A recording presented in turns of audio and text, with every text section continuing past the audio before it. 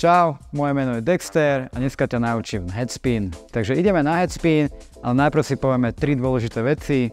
Prvá, určite sa vždy zahrej predtým, ako začneš trénovať, aby si sa nezranil. Druhá, budeš potrebovať takúto špeciálnu čiapku, ktorá je určená na headspin. Mala by mať takúto sieťku a taktiež odporúčam, aby si tam dal gumičku, aby ti čiapka netancovala na hlave. Tretia vec, budeš potrebovať perfektnú stojku. Stojku sme už vysvetľovali v predošlých videjkách, takže kľudne sa k tomu vráť a poctivo ju dotrénuj. Ideme na prvú časť a to je roztáčanie s rukami, takže položíš sa na hlavu, ruky pôjdu do strany a pomaličky sa otočíš. Zase ruky do strany a pomaličky sa otočíš. Postupne budeš zrýchlovať.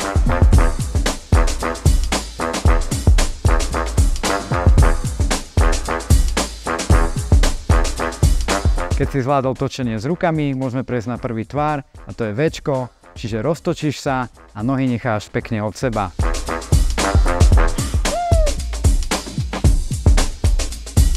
Takže ideme na druhý tvar. Tento tvar voláme vešiak. Vyzerá tak, že nohy máš spojené pred sebou. Postup je taký, že sa roztočíš na hlave a pomaličky nohy spájaš a držíš ich pred sebou.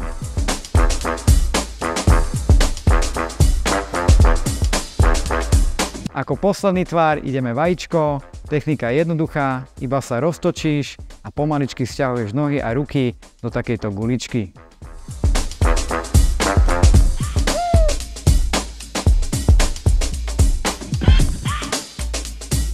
Ďakujem, že si sledoval toto videjko. Všetky ostatné informácie nájdeš na našom webe školabreaku.sk.